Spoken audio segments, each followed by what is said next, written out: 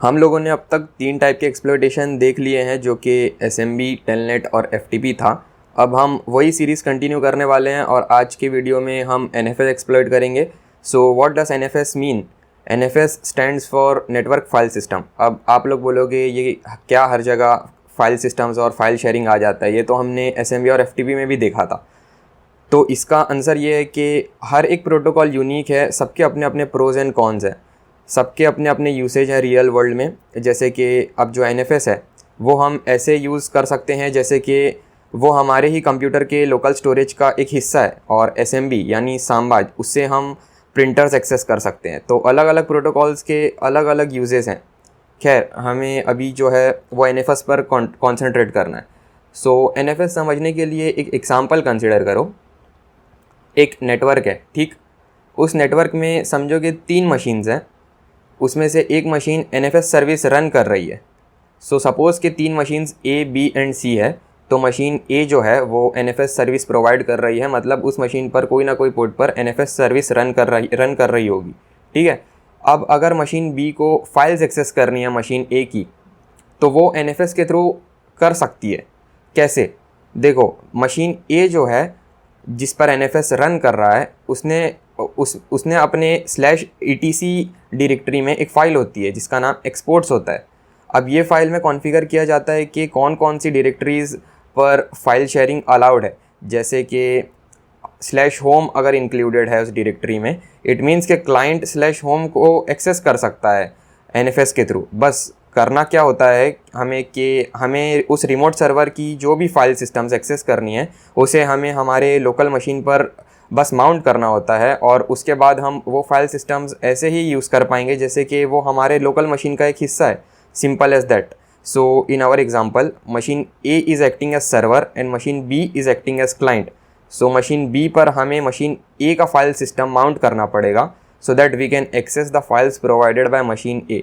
सो ये quick overview था NFS का। तो मैंने अपना बेस्ट दिया है आपको एनएफएस एक्सप्लेन करने के लिए। तो अब मशीन एक्सप्लॉइट करने का टाइम है। तो मशीन फिर से TryAcme पर अवेलेबल है, लेकिन as you know subscription needed है। तो फिर चलते हैं मशीन एक्सप्लॉइट करने के लिए।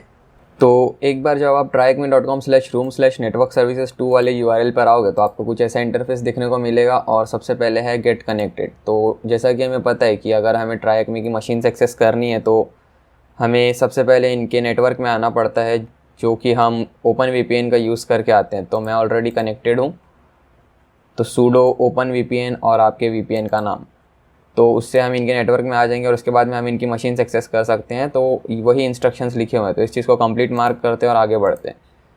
तो अंडरस्टैंडिंग एनएफएस, तो ऑलरेडी हमने इंट्रो में एनएफएस समझ लिया है। यहाँ पर कुछ और चीज़ें हैं जो समझने लायक हैं, जैसे कि हाँ, यहाँ पर है कि the server checks if the user has permission to mount whatever directory has been requested. It will then return a file handle which uniquely identifies each file and directory that is on the server. तो जैसा कि हमें पता है कि हमें mount करना पड़ता है एनएफएस के लिए, तो अगर सर्वर के पास /home डायरेक्टरी है और हम अगर /home माउंट करवाना चाहते हैं हमारे किसी डायरेक्टरी पर, तो हम वो चीज़ माउंट कर सकते हैं। लेकिन एग्जांपल कंसीडर करो कि एक ऐसी कोई डायरेक्टरी है जो सर्वर पे है ही नहीं और हम वही माउंट करना चाहते हैं, तो वो चीज़ कैसे ही होगी? तो उस चीज़ के लिए वो परमिशन चेक करेगा, और उसके बाद में अगर वो चीज़ वैलिड है, जैसे कि अगर वो डायरेक्टरी प्रेजेंट है जो हम चाहते हैं माउंट करना, तो वो एक फाइल हैंडल रिटर्न करेगा, जिससे कि हम फिर काम कर सकते हैं अपना। So if someone wants to access a file using NFS, an RPC call is placed to NFSD, the NFS daemon on the server. This call takes parameters such as the file handle, फिर the name of the file to be accessed, फिर उसके बाद में the user ID और फिर user group ID. So these are used in determining access rights to the specified files. This is what controls user permission, that is read and write of files. So what runs NFS? So NFS protocol, using the NFS protocol you can transfer files between computers running Windows and other non-Windows operating systems such as Linux, Mac OS और Unix. तो यहाँ पर ये जो line लिखी है, ये line लिखी है कि अगर समझो कि एक कंप्यूटर है जिस पर के विंडोज़ ऑपरेटिंग सिस्टम रन कर रहा है, तो वो एक NFS सर्वर की तरह एक्ट कर सकता है, और लिनक्स और मैक ओएस ऑपरेटिंग सिस्टम के दूसरी मशीन्स क्लाइंट की तरह एक्ट कर सकते हैं और वाइस वर्सा। जैसे कि लिनक्स ऑपरेटिंग सिस्टम का कोई लिनक्स रन कर रही है कोई मशीन पे, ऑपरेटिंग सिस्टम है उसका, तो वो NFS सर्वर की तरह एक्ट कर सकता है और विंडोज़ मैक ओएस क्लाइंट की तरह एक्ट कर सकते हैं। तो ऑपरेटिंग सिस्टम से कुछ फ़र्क नहीं पड़ेगा। तो यहाँ पर हम आंसर देना स्टार्ट करते हैं। तो what does NFS stands for? तो NFS stands for network file system. फिर what process allows an NFS client to interact with a remote directory as though it was a physical device. तो ये इसका answer आएगा mounting. तो हम mounting use करते हैं। फिर उसके बाद में what does NFS use to represent files and directories on the server. तो इसका आंसर आएगा जो हमने यहाँ पर पढ़ा था कि यहाँ पर हमने कहीं तो पढ़ा था, it will return a file handle. तो फाइल हैंडल इसका आंसर आएगा। फिर what protocol does NFS use to communicate between the server and client. So NFS uses RPC protocol. तो ये चीज़ भी मैंने यहाँ कहीं पढ़ी थी पहले, ये रही। The mount service will then act to connect to the relevant mount daemon using RPC। फिर what two pieces of user data does the NFS server take as parameters for controlling user permission। तो user permission के लिए ये दो parameters हैं, group ID end user ID। तो user ID slash group ID। फिर उसके बाद में कहना विंडोज़ NFS, मैंने लिखने में गड़बड़ कर दी शायद, हाँ, कहना Windows NFS server share files with a Linux client. Yes, तो ऑपरेटिंग सिस्टम से कोई फ़र्क नहीं पड़ेगा। कहना Linux NFS server share files with a Mac OS client. Yes. तो what is the latest version of NFS released in 2016 but is still up to date as of 2020, this will require external research. Okay, तो इस चीज़ को copy करते हैं और फिर search करते हैं। तो NFS version 4.2 was published in November 2016। तो प्रोबेबली यही आंसर भी होना चाहिए। ठीक है, तो हमने NFS समझ लिया है। अब एन्यूमरेशन की बारी है। तो व्हाट इज़ एन्यूमरेशन? ये चीज़ हमें पता है कि हम इंफॉर्मेशन गैदर करते हैं, हम मशीन के साथ इंटरेक्ट करते हैं और फिर जितनी ज़्यादा इंफॉर्मेशन हो सके वो गैदर करने की कोशिश करते हैं, स्कैनिंग वगैरह परफॉर्म करते हैं और एक्टिव पैसिव जितने भी तरह के इंफॉर्मेशन गैदरिंग है, जितने ज़रिया है हमारे पास जो भी इंफॉर्मेशन गैदर करने का, वो सब गैदर करते हैं और फिर उसमें हम छानबीन करते हैं कि कोई ऐसी चीज़ है क्या जो कमज़ोर कड़ी है, जहाँ पर हम कोई ऐसी वल्नरेबिलिटी है जहाँ पर हम एक्सप्लॉइट कर सकते हैं। तो एन्यूमरेशन में रिक्वायरमेंट्स चेक करते हैं। In order to do a more advance enumeration of the NFS server and shares we are going to need a few tools, the first of which is key to interacting with any NFS share from your local machine NFS common. तो यहाँ पर NFS common की details दी गई हैं और उसके बाद में अगर NFS कॉमन इंस्टॉल्ड नहीं है तो इस कमांड से हम इंस्टॉल कर सकते हैं। मेरी मशीन में इंस्टॉल्ड है, अगर आपकी मशीन में इंस्टॉल नहीं है तो sudo apt install NFS-common से इंस्टॉल किया जा सकता है। फिर उसके बाद में पोर्ट स्कैनिंग। तो पोर्ट स्कैनिंग के लिए मैं सबसे पहले आपको दिखा देता हूँ कि सीधा चलते हैं CD try hack me और फिर बेसिक एक्सप्लॉयटेशन और उसके बाद में NFS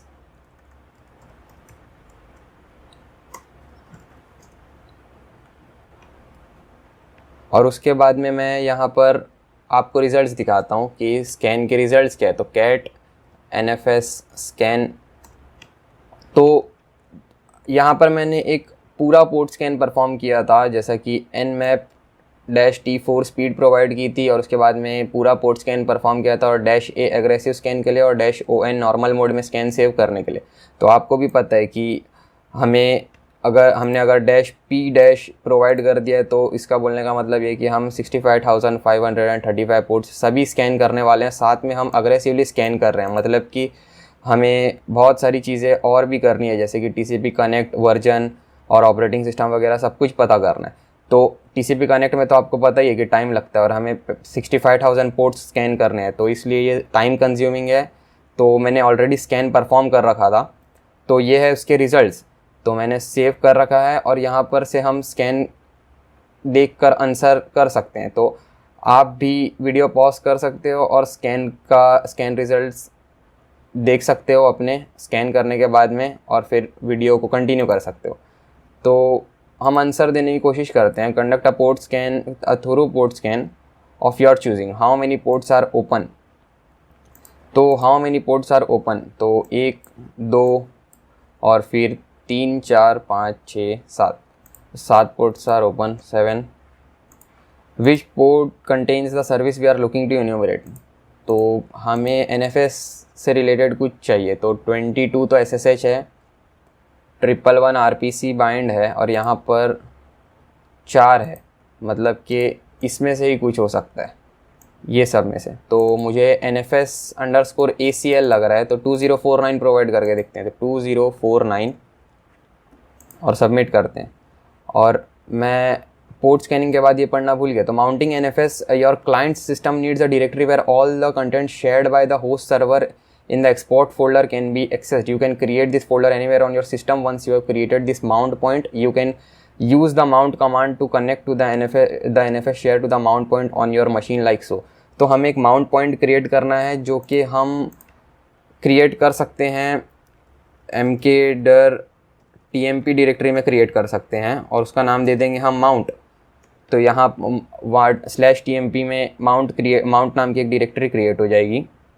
और आपको भी पता है कि /tmp के जो कंटेंट्स होते हैं वो रीबूट पे रीसेट हो जाते हैं, मतलब उड़ जाते हैं। तो ये टेम्पोररी है tmp का मतलब।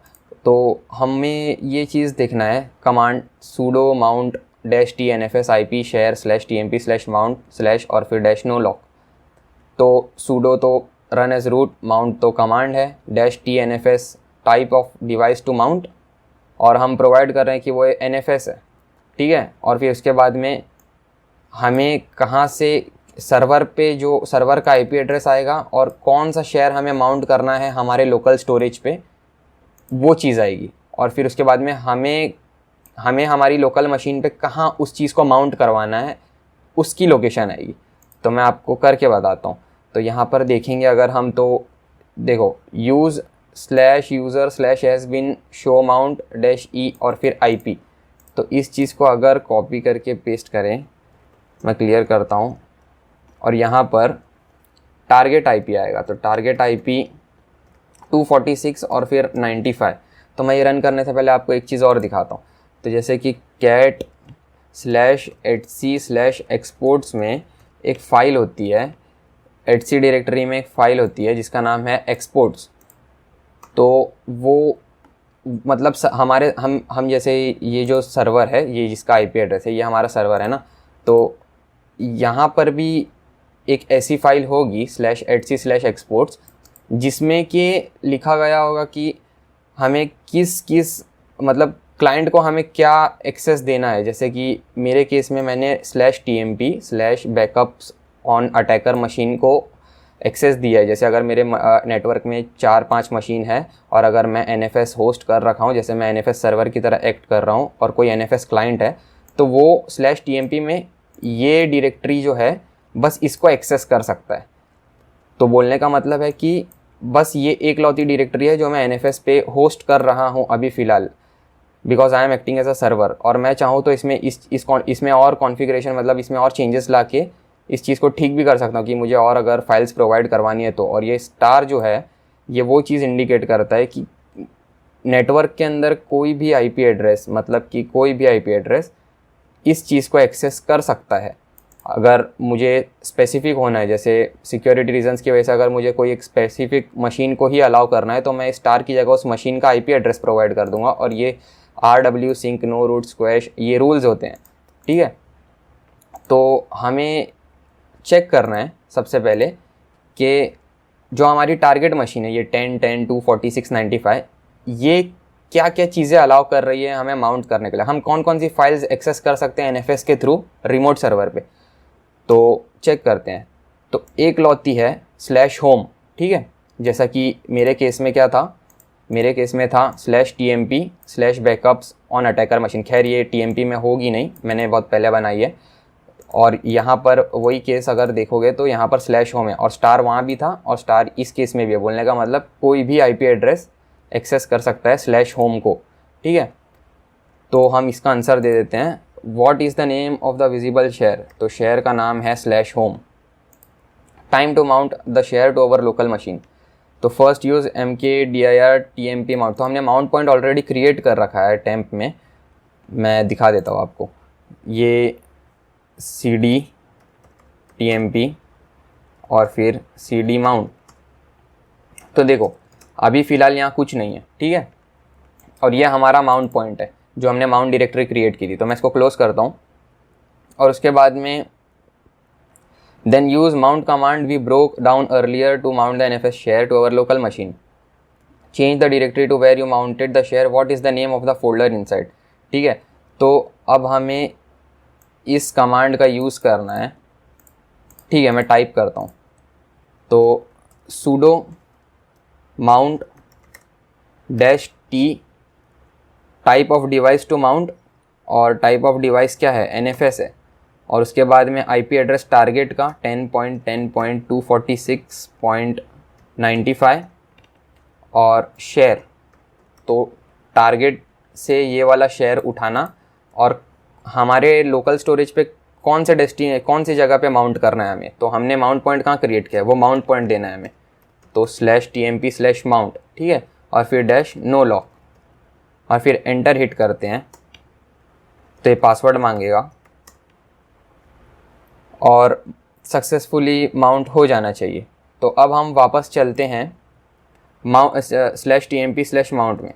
तो मैंने टर्मिनल इसलिए क्लोज़ कर दिया था क्योंकि कभी कभी कैसा मतलब गड़बड़ हो जाती है कि /tmp माउंट में अगर हम ऑलरेडी प्रेजेंट है तो ठीक से माउंट नहीं होता, तो आप भी ऐसे ही करोगे तो ज़्यादा बेहतर होगा। तो मैं /tmp/mount में चलता हूँ और यहाँ पर हम फोल्डर चेक करते हैं। तो यहाँ पर हमें एक फ़ोल्डर मिला है, डायरेक्टरी मिली है जिसका नाम है कैपेचिनो, तो ये इसका आंसर आ जाएगा कैपेचिनो। और have a look inside the directory, look at files, look like we are inside a user's home directory, ठीक है। तो cd कैपेचिनो और फिर ls-la करेंगे तो हमें कुछ फाइल्स देखने को मिल रही है, .ssh भी प्रेजेंट है, मतलब हो सकता है कि हम ssh के थ्रू लॉगिन कर सकें। तो interesting, let's do a bit of research now, have a look through the folders inside which of the folder could give us remote code execution, जैसा कि मैंने सोचा था .ssh। फिर उसके बाद में which of this keys is most useful to us, तो सीधी सी बात है, अगर आपने मेरा SSH एक्सप्लॉइटेशन वाला वीडियो देखा है तो उसमें भी हमने यही चीज़ की है। तो c.ssh, और फिर यहाँ पर एक की है जो इंटरेस्टिंग है, ID_RSA, जो कि हमें आइडेंटिटी प्रूफ करने में काम आ सकती है। तो copy this file to a different location your local machine and change the permission to 600, ठीक है। तो मैं क्या करता हूँ, इस चीज़ को क्लियर करते हैं और यहाँ पे से cp ID_RSA होम टॉपिक, तो ये चीज़ यहाँ आ जाएगी। फिर हमें इसकी परमिशंस चेंज करनी है, तो ls-la ID_RSA, तो इसकी परमिशन फ़िलहाल ये है, ठीक है। तो हम इसकी परमिशन चेंज करते हैं chmod 600 और ID_RSA, और फिर वापस से परमिशन चेक करते हैं, तो ठीक है, वही है, कुछ खास फ़र्क नहीं। तो assuming we were right about what type of directory this is, we can pretty easily work out the name of the user this key corresponds to. Can we log into the machine using SSH, ठीक है। तो हम SSH के through login करने की कोशिश करते हैं। SSH identity file is ID_RSA, और फिर यूज़र नेम क्या है, स्पेलिंग मिस्टेक ना हो इसलिए, तो cappuccino@10.10.246.95,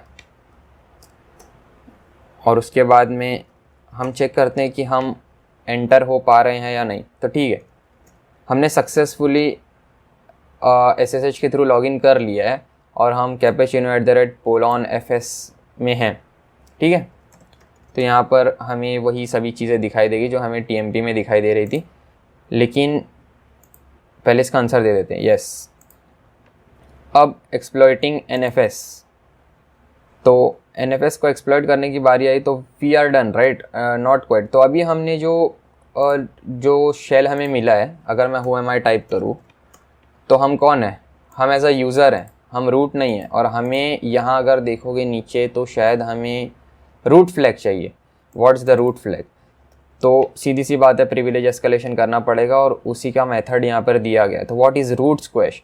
तो बाय डिफ़ॉल्ट NFS शेयर्स पर रूट स्क्वैशिंग एनेबल्ड होती है, जो कि प्रिवेंट करती है कोई भी, जैसे अगर रिमोट डेस्कटॉप से, जैसे रिमोट यूज़र अगर कोई है, जैसे मैं हूँ और कोई दूसरी जगह पे मैं NFS के थ्रू कनेक्ट कर रहा हूँ, और अगर मैं मेरे लैपटॉप पे रूट यूज़र हूँ तो वो मुझे, अगर रूट स्क्वैशिंग एनेबल्ड है तो वो वहाँ पर मुझे रूट प्रिविलेजेस नहीं दे देगा, वो मुझे सबसे लीस्ट प्रिविलेजेस देगा, जैसा कि आप देख सकते हो यहाँ पे लिखा होगा, and prevents anyone connecting to the NFS share from having root access to the NFS volume. फिर remote root users are assigned as a user NFS nobody, देखो, when connected which has the least local privileges, है ना। तो not what we want. However, if this is turned off, it can allow the creation of SUID bits allowing a remote user root access to the connected system. तो मैं जो आपको बता रहा था यहाँ पे कि ये देखो cat/etc और फिर एक्सपोर्ट्स में यहाँ पर ये मैं जो प्रोवाइड करने वाला हूँ, अगर मैं एज अ सर्वर एक्ट कर रहा हूँ और मैं ये डायरेक्टरी को प्रोवाइड कर रहा हूँ कि भाई कोई नेटवर्क में कोई मशीन है तो वो इस चीज़ को एक्सेस कर सकता है अपनी लैपटॉप पे माउंट पॉइंट क्रिएट करके, ठीक है।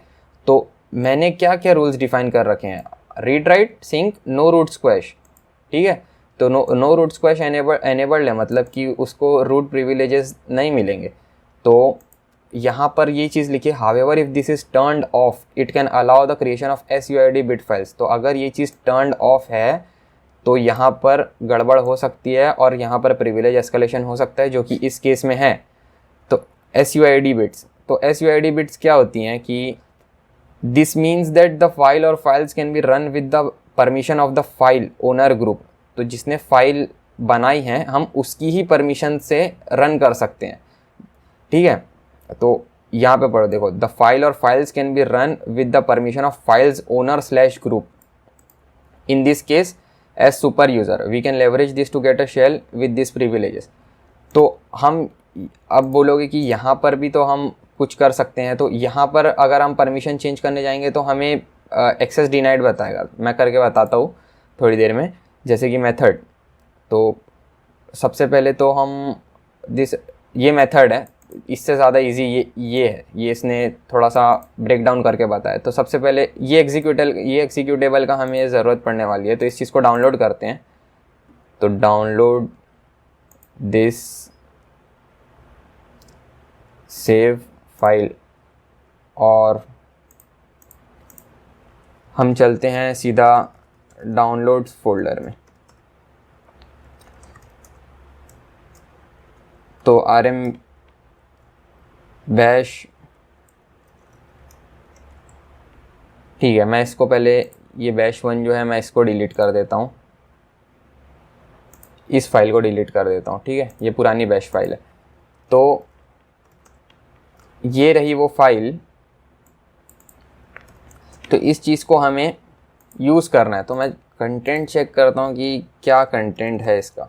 नैनो बैश, नहीं बाहर निकल जाओ, बहुत अजीब सा कंटेंट है। तो इस चीज़ का हमें यूज़ करना है जो कि ऑलरेडी क्रिएटेड है, बैश एग्जीक्यूटेबल। तो मैप्ड आउट पाथवे, तो ये एक इजी सा प्रोसेस है, ठीक है। तो NFS एक्सेस, तो गेन लो प्रिविलेज शेल, जो कि हमने यहाँ पे कर लिया है, लो प्रिविलेज शेल है ये। उसके बाद में upload bash executable to the NFS share. तो हम क्या करेंगे, सबसे पहले एग्जीक्यूटेबल को यहाँ लेकर आते हैं, cd.ls/la, ठीक है। यहाँ पर एग्जीक्यूटेबल लेके आते हैं। तो cp होम तौफीक डाउनलोड से उठाना बैश को, और यहाँ डॉट रिप्रेजेंट्स करंट डायरेक्टरी, ठीक है, यहाँ पर पेस्ट कर देना, सॉरी कॉपी कर देना। तो चेक करते हैं कि बैश आया कि नहीं। तो ये देखो बैश आ चुका है। और अब हमें क्या लिखा है, set UID permissions through NFS due to misconfigured root squash, फिर login through SSH execute SUID bit bash executable root access. तो हम स्टेप बाय स्टेप चलते हैं। तो first change the directory to the mount point on your machine where the NFS, तो ये हमने कर लिया है। उसके बाद में हमने कॉपी भी कर लिया है। हाँ, फिर उसके बाद में the copied bash shell must be owned by a root user. लेकिन यहाँ देखो, यहाँ पे रूट यूज़र के ओन होना चाहिए था, लेकिन यहाँ पर मैं जो मेरा यूज़र है तौफीक, वो एक नॉर्मल यूज़र है, तो हमें चेंज करना होगा। तो चेंज कैसे कर सकते हैं, सी एच ओन फिर रूट, उसके बाद में फाइल नेम। ठीक है, शिकायत कर रहा है तो सूडो दे देते हैं। तो एल से चेक करते हैं कि अब इसकी परमिशन क्या है। तो देखो, अब यूज़र रूट हो चुका है। ठीक है, तो मैंने चेंज कर दी उसकी परमिशन। अब क्या कह रहा है वो कि now we are going to add the SUID bit permission to the bash executable we just copied to the share using sudo chmod plus permission bash. What letter do we use to set the SUID bit set using chmod? तो S से हम set करते हैं। ठीक है, तो मैं क्या करता हूँ, यहाँ चलते हैं और chmod प्लस S और बैश। ठीक है, सूडो, फिर से चेक करते हैं। तो देखो, बैकग्राउंड रेड हो गया और यहाँ पर SUID बिट सेट हो गए, देख रहे हो ना, RWSR-SR आ गया है। और हमें इसे एग्जीक्यूट करना है, तो हमें इसे एग्जीक्यूटेबल भी बनाना पड़ेगा। तो एग्जीक्यूटेबल भी बना देते हैं। एग्जीक्यूटेबल कैसे बनाएंगे, X से।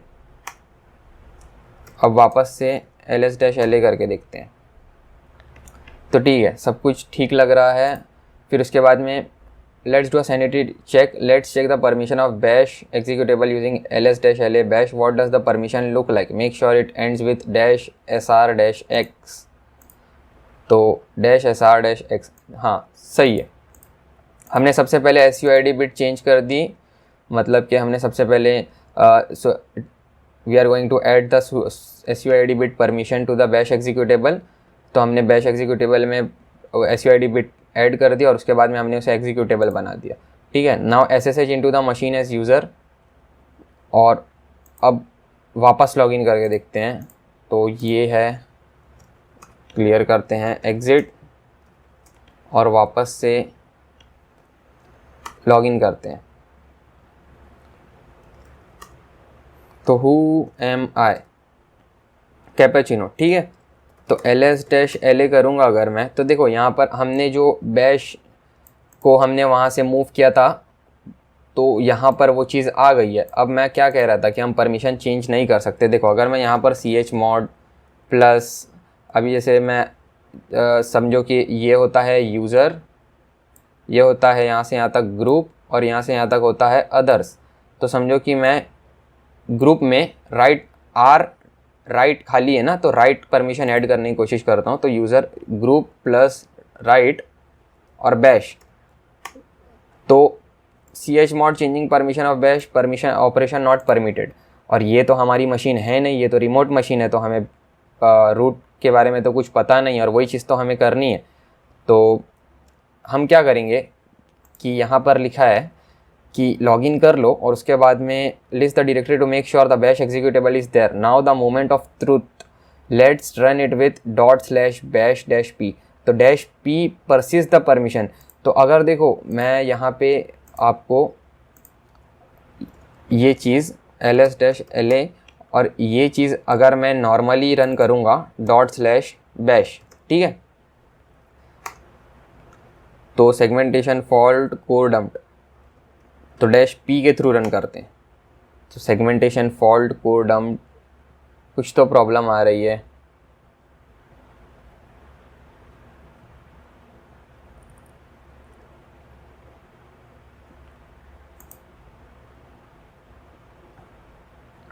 तो हम क्या करते हैं, फिर से एक बार इस चीज़ को डाउनलोड्स में चलते हैं और ये बैश फाइल को उड़ाते हैं, इस चीज़ को क्लोज करते हैं और फिर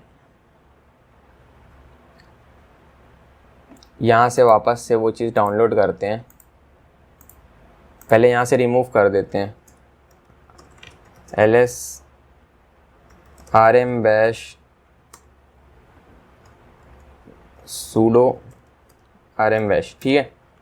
और फिर वापस से इस चीज़ को डाउनलोड करते हैं।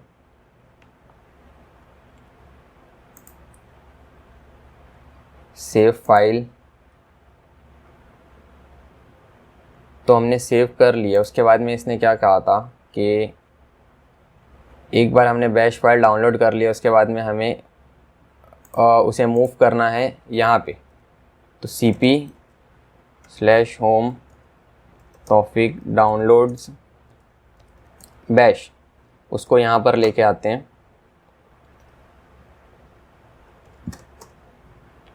और ls से फिर चेक करते हैं परमिशन क्या है। तो रीड राइट और ठीक है, ये तो परमिशन से जो भी है। और उसके बाद में हमने कहाँ गड़बड़ की वो देखना होगा। To copy the bash executable file to the NFS share the copied bash shell must be owned by root user. तो sudo इस चीज़ को ऐसे ही रहने देते हैं और यहाँ पर sudo chown, फिर उसके बाद में रूट और बैश। तो यहाँ पर ls-la बैश। देखो यूज़र चेंज हो चुका है तौफीक से रूट, ठीक है। फिर उसके बाद में now we are going to add the SUID bit permission to the executable file we just copied to the to share using. फिर यहाँ पर हम इसकी SUID बिट सेट कर देते हैं sudo chmod +s और बैश। और फिर वापस चेक करते हैं, ठीक है। और फिर हमें इसे एग्जीक्यूटेबल बनाना है, तो हमें एग्जीक्यूटेबल भी बनाना पड़ेगा। तो हम वही चीज़ करते हैं, लेकिन अब की बार और अब चेक करते हैं परमिशन। तो it should and with -sr-x, ठीक है। फिर उसके बाद में now SSH into the machine. तो मैं इस चीज़ को क्लोज़ करता हूँ और वापस से SSH करते हैं हम लोग। SSH -i ID_RSA और फिर यूज़र नेम है इसका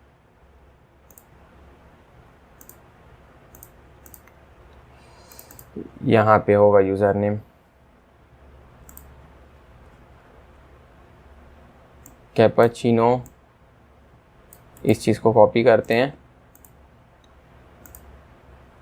यूज़र नेम और फिर @IP 10.10.246.95 और फिर हम एंटर करते हैं और चेक करते हैं कि हम अंदर हैं या नहीं, ठीक है। तो हु एम आई, तो कैपाचिनो। और फिर उसके बाद में ls-la चेक करते हैं। तो यहाँ पर बैश फाइल है हमारे पास और इस चीज़ को हम रन करते हैं ./bash और फिर -p। तो देखो हमारे पास ये आ चुका है। और अब अगर हमारे पास बैश 4.4, तो अब मुझे लगता है कि अब हम रूट यूज़र हैं। तो हु एम आई अगर मैं टाइप करूँ तो वी आर रूट, ओके। तो यहीं कहीं फ्लैग भी होना चाहिए, नहीं रूट डायरेक्टरी में होगा फ्लैग। तो रूट ls-cat root.txt और thm_nfs.pwn। तो ये रहा फ्लैग और यहाँ पर एक्सप्लॉइटिंग NFS में ये हमारा लास्ट आंसर है। तो इस चीज़ को सबमिट करते हैं और इसे भी कंप्लीट मार्क करते हैं। और यहाँ पर मैं एक चीज़ और बता रहा था, जो आपको यहाँ से एग्ज़िट करते हैं। तो पहले तो हमने देख लिया था कि परमिशंस चेंज नहीं होगी। जैसे कि अगर मैं ls-la करूँ और फिर यहाँ पे अगर मैं ग्रुप राइट परमिशन देने की कोशिश करूँ तो परमिशन चेंज नहीं हो रही थी। और अगर मैं सिर्फ ./bash रन करूँ तो देखो बैश 4.4 आ तो जा रहा है, लेकिन जब मैं हु एम आई टाइप करूँगा तो मैं अभी भी कैपाचिनो ही हूँ। तो मुझे ./bash नहीं ./bash और फिर -p पी प्रोवाइड करना पड़ेगा, बिकॉज इन लोगों ने क्या कहा है कि now the moment of truth let's run it with ./bash -p the -p persists the permission so that it can run as root with suid as otherwise bash will sometimes drop the permission। तो अगर हम -p provide नहीं करेंगे तो वो permission drop कर दे रहा है और हम सिंपली नॉर्मल यूज़र की तरह रह जा रहे हैं। तो इसलिए हमें -p भी प्रोवाइड करना पड़ रहा है ताकि हम प्रिविलेज एस्केलेट कर पाएँ। तो ये था NFS के बारे में, हमने सक्सेसफुली NFS भी एक्सप्लॉइट कर लिया है।